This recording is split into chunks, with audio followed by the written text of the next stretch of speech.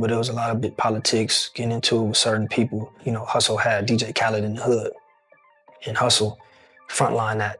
And, you know, we felt like certain people didn't like that. This about someone being mad about the DJ Khaled video has to be Big U. What Blacc Sam did, he talked about certain things without talking about certain people. Did you see the clip when he was live? Okay, but... and they said justice for Nip? Wait. Yeah, yeah. And what did he do? He started laughing. Your brain is going to react in the most genuine way, naturally. What bothers me the most is when people say he got killed by one of his own homeboys. Right. Well, at some point, he wasn't his homeboy. Right. Because he like, you ain't supposed to be here. Right. If you fire somebody from Drink Champs, and then pull back up to Drink Champs while y'all filming, you're gonna be like, wasn't that a disgruntled employee? That means he wasn't the homeboy. Like, so they need to dead that part. Big U is now behind bars, and the situation has taken a dramatic turn after Blacc Sam finally broke his silence, revealing explosive allegations that connect Big U to the executions of both Nipsey Hussle and PnB Rock. But following this story throughout the day, federal officers arrested more than a dozen members tied to the gang known as the Rollin' 60s Neighborhood Crips, though its leader was on the run. Well, within the last 20 minutes, the FBI announcing that man, Eugene Henley Jr., a.k.a. Big U,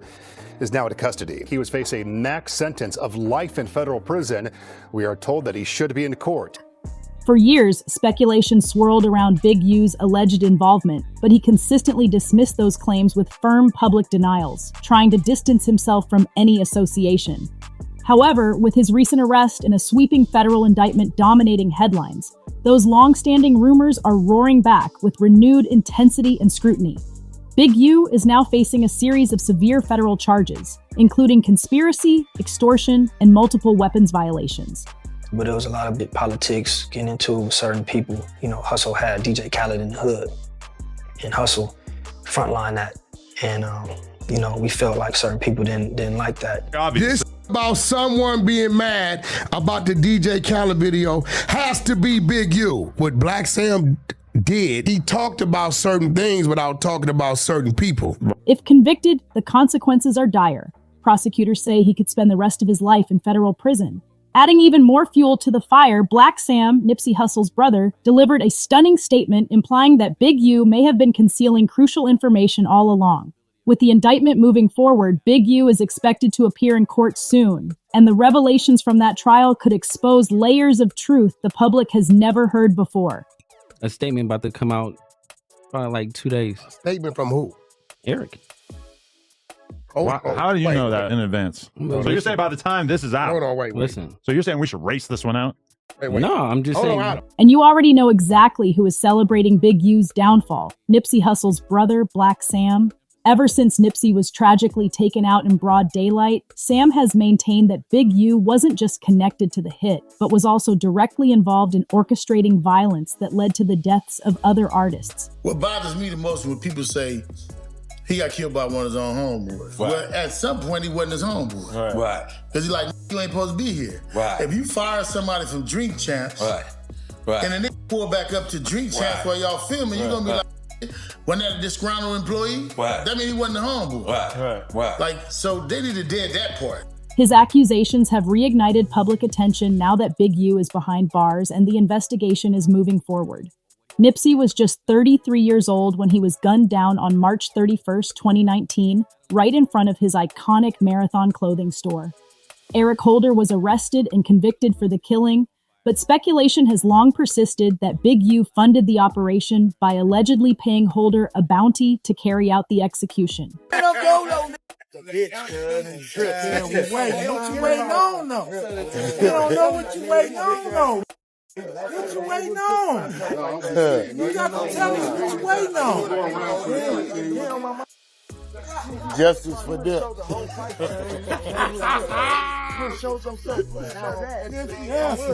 Your boy would have been there like, yeah.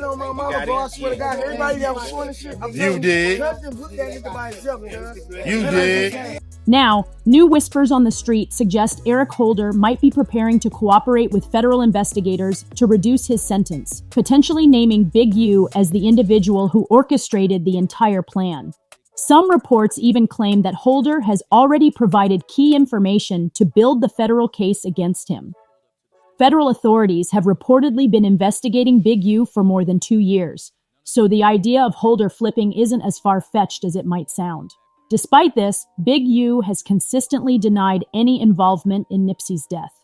During a past appearance on Drink Champs, he insisted there was no tension or unresolved conflict between him and Nipsey, dismissing all allegations as false narratives. He called you, told you Nip got killed.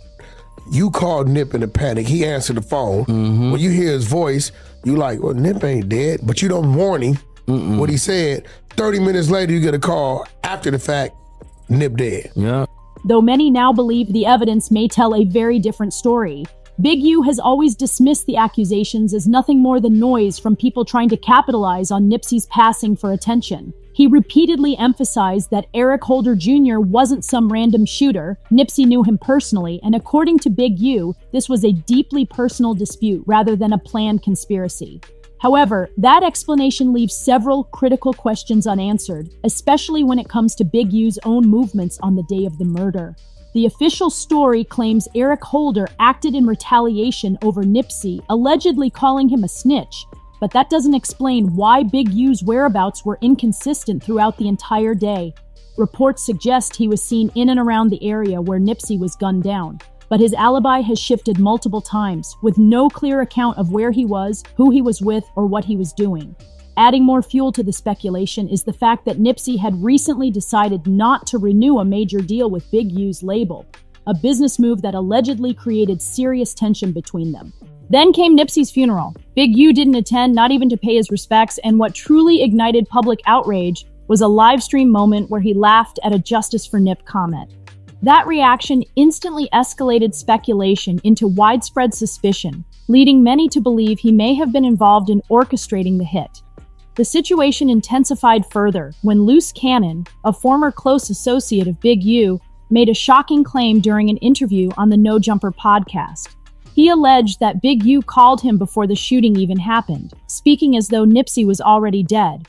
This revelation sent shockwaves through the community and made many question whether the tragedy was far more coordinated than anyone initially believed. Things took a much darker and more unsettling turn when Blacc Sam sat down with Big Boy and shared what many believe to be one of the most revealing statements yet. In the interview, Sam strongly hinted that Eric Holder might not have acted alone, suggesting that the tragic event could have been part of a broader setup rather than a random act of violence. According to Sam, Holder initially pulled up to Nipsey's store without taking any action. He was just standing there, observing, as if he was sizing up the location and waiting for the right moment. What struck Sam as even more suspicious was the absence of Nipsey's usual security detail that day. For someone as prominent and respected as Nipsey Hussle, that was highly unusual. Moments later, Holder returned, this time wearing a red shirt, which Sam pointed out was odd because in that particular Crip-dominated neighborhood, you couldn't even find a red shirt without making a bold, deliberate statement. Then, within moments of his return, Holder approached Nipsey and the fatal shots were fired, leaving the community devastated and fueling questions about whether this was truly a solo mission. From my understanding, old boy walked up with no shirt on first to check the scene because he know what's going on in that parking lot, and had a conversation. Probably seen nobody was in the doorways. Checked Hussle had on shorts. Checked everybody else. Left. They say came back with a red shirt on. Tiptoed through the alley and went right and started. So to me, that's premeditated. Number one, there's no red shirts in the hood. You can't buy no red shirt. No liquor store sell no red shirt. Number two, when it come through the alley with a red shirt, that's the throw off, or the Bloods did it, or the Inglewood families did it, or the BPS, that's the throw off, red shirt. So for me, he felt he was supposed to do a job, or somebody sent him or whatever, and he was nervous. He was supposed to hit that alley with that red shirt immediately, but he didn't do that. He came in and he wanted to check the scene. He wanted to make sure he wasn't getting into a shootout. Adding more weight to these suspicions, Sam revealed that Big U was furious with Nipsey shortly before the tragedy. The reason? Nipsey had shot a high-profile music video with DJ Khaled and John Legend right in the heart of their neighborhood. And he did it without checking in with Big U first. In Los Angeles, particularly in certain territories, checking in isn't considered optional. It's seen as a necessary act of respect and in many cases, a way to ensure safety. Big U was known to control that entire system. Artists, especially those without deep street ties, were expected to tap in with him or risk being confronted, robbed, or worse. But Nipsey defied that unwritten rule. He brought DJ Khaled directly into the area without any calls, permissions, or negotiations, completely bypassing the extortion-like tax that many say Big U demanded. Not to get into too much detail, but there was a lot of big politics getting into it with certain people. You know, Hussle had DJ Khaled in the hood. Not to be speaking too much on but we came flying like we always do. And, you know, niggas gonna know we gonna crash out behind it. We not playing. Ain't nobody saying nothing to Khaled. Ain't nobody doing nothing to Khaled. And he's straight. And Hussle frontline that. And, you know, we felt like certain people didn't like that. And did the video. Khaled got out of there perfect and was smooth. And, you know, we appreciated Khaled for showing up and coming to the hood and doing the video, and you know, we knew that this was gonna be one of them videos, man. Hussle brought DJ Khaled to the hood, and you know.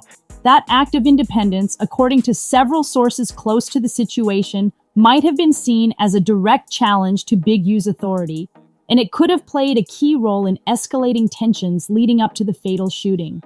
Word on the street is that Big U was furious about Nipsey's decision to bypass his authority, and the tension behind the scenes was boiling over. Multiple sources have claimed that Big U attempted to retaliate by sending gang members to disrupt the music video shoot, hoping to make a statement and reassert his control. A True Crime News exclusive never-before-seen surveillance video of the crime as it unfolded. The father and son suspects trying to cover their tracks. Was it pre-planned or a robbery gone wrong?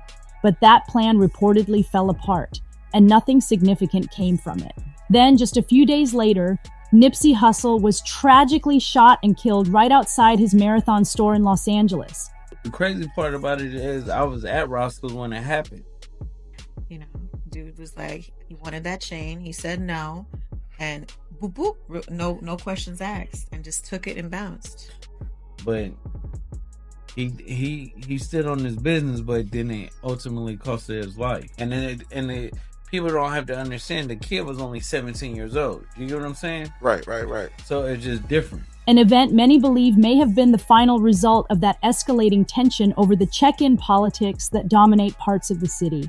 This same system of extortion and territorial control has been linked to other high-profile tragedies in hip-hop, including the devastating loss of PnB Rock. His murder sent shockwaves through the entire music industry and highlighted how dangerous it can be for artists to move without the so-called street clearance. What are your thoughts on what happened to PnB?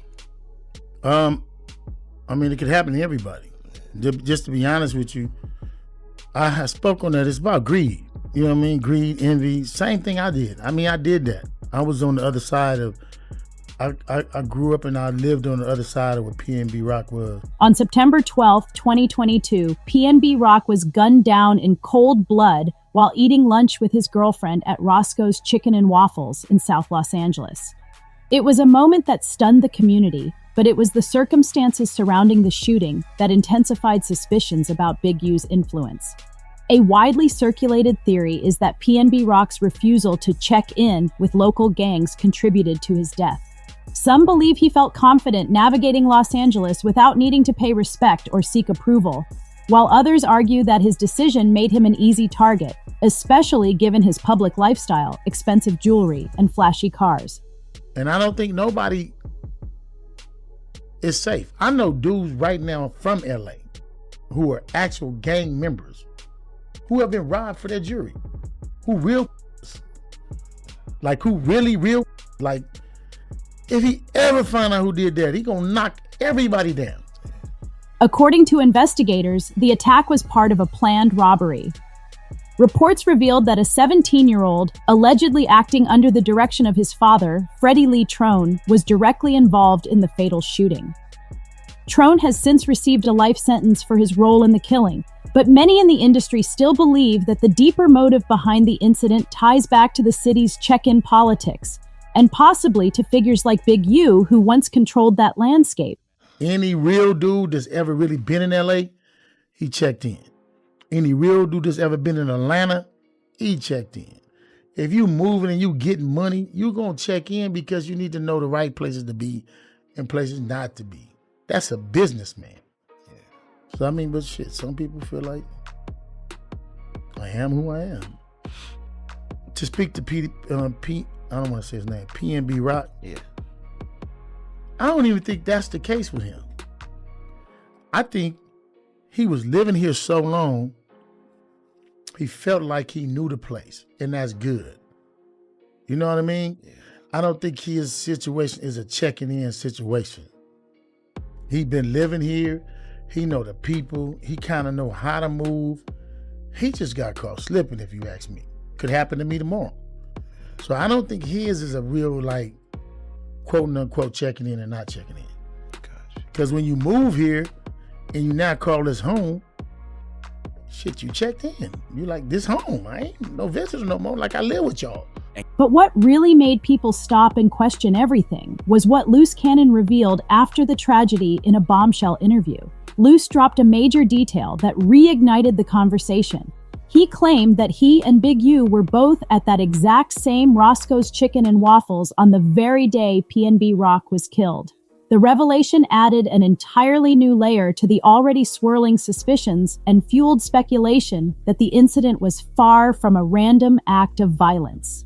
When asked about it later, Big U did publicly respond to the growing backlash, but his words only deepened the mystery. He firmly denied having any involvement in PnB Rock's death, insisting that the shooting was an unfortunate situation that could have happened to anyone. But what raised even more eyebrows was what he didn't say. At no point did Big U confirm or deny being present at Roscoe's that day, a detail that, to many observers, seemed far too important to leave unanswered. In addition to his vague response, Big U also took the opportunity to defend Los Angeles' notorious check-in culture. He claimed it wasn't about intimidation or extortion, but about safety, mutual respect, and understanding the complex street politics that define the city's gang landscape. According to his version of events, the system is designed to protect artists, not exploit them. Still, rumors persist that Big U was far more involved than he lets on. Multiple sources in the streets claim he might have been aware that PnB Rock was moving through Los Angeles without proper security and may have even orchestrated the situation, allegedly hiring individuals to stage a robbery that spiraled out of control. Whether or not those claims are true, the possibility that such a powerful figure could have had foreknowledge of the events has made the unanswered questions around PnB Rock's death even more unsettling. The idea that PnB Rock was slipping on his security has become one of the most discussed factors in the aftermath of his death. Fans, critics, and industry insiders have all questioned why an artist of his status, wearing expensive jewelry, driving a high-end car, and carrying significant wealth, would be moving through one of Los Angeles' most volatile areas without any form of protection. PnB Rock had often spoken about his preference for not hiring bodyguards, insisting that he wanted to stay grounded, avoid attention, and handle any potential confrontations himself. While that mindset may have felt empowering to him, it ultimately left him dangerously exposed.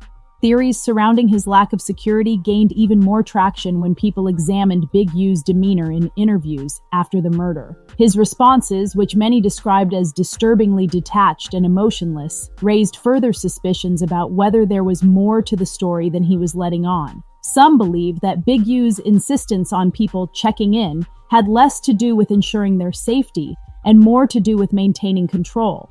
According to this theory, knowing exactly who was entering Los Angeles, particularly high-profile artists like PnB Rock and Nipsey Hussle, allowed Big U to monitor their movements, and in some cases, even manipulate outcomes to his advantage.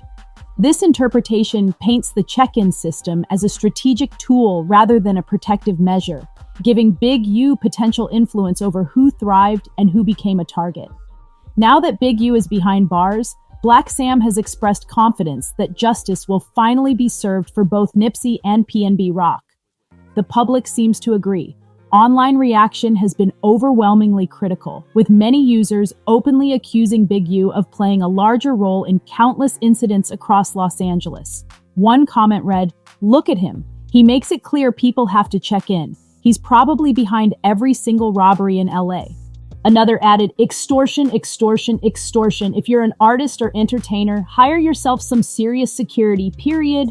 The chorus of public opinion suggests that many believe this arrest could finally lift the lid on years of unchecked power and intimidation.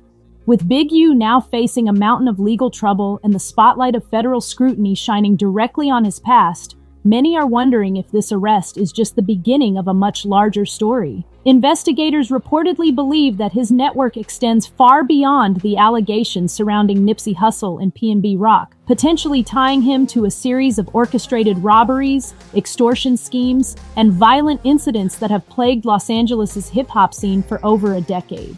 This development could mean that multiple high-profile figures, some of whom have remained untouchable for years, may soon find themselves under investigation as well. Sources close to the ongoing case suggest that federal prosecutors are digging deeper into Big U's financial records, communication history, and known associates. Authorities are said to be looking for evidence that he profited from check-in payments, arranged protection in exchange for cash, or even coordinated attacks on individuals who refuse to comply. If these allegations are proven in court, it could unravel one of the most powerful street-to-industry pipelines that has quietly influenced rap culture and business dealings for decades.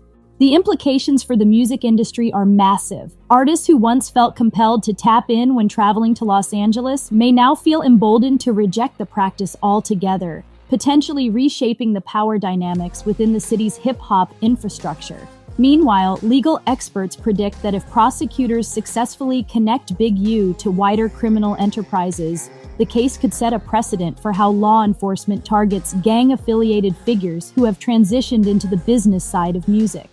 For Blacc Sam and the families of both Nipsey Hussle and PnB Rock, this could finally bring a sense of closure. They have long argued that these tragedies were not isolated acts of violence, but part of a larger pattern of intimidation and exploitation. If Big U's arrest leads to a broader crackdown, it might mark a pivotal turning point, not just for justice in these specific cases, but for how hip-hop as a whole protects its own. And as more evidence surfaces and witnesses are called to testify, the world will soon find out just how deep this network truly runs. It's becoming harder to deny that jealousy may have played a major role in everything that unfolded. Many believe Big U resented Nipsey's growing influence, not just as an artist, but as a business leader and community figure who was changing the landscape of Los Angeles on his own terms.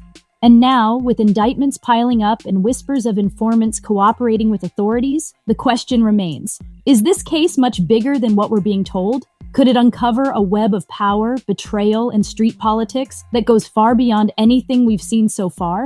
Some speculate that individuals like Eric Holder may have already started cooperating, offering crucial testimony in exchange for reduced sentences. And if that's the case, the domino effect could expose connections that reach deep into the heart of West Coast hip-hop. Whether it's about settling old scores or dismantling long-standing street structures, the truth is likely more complex than anyone expected. What do you think? Could Big U's influence and the events surrounding Nipsey's death and PnB Rock's tragedy be part of a larger network now unraveling under federal pressure? Share your thoughts in the comments below, and don't forget to hit that like button and subscribe to stay locked in. This story is far from over, and the next chapter could change everything we thought we knew about the industry. Check out the suggested video to continue the discussion.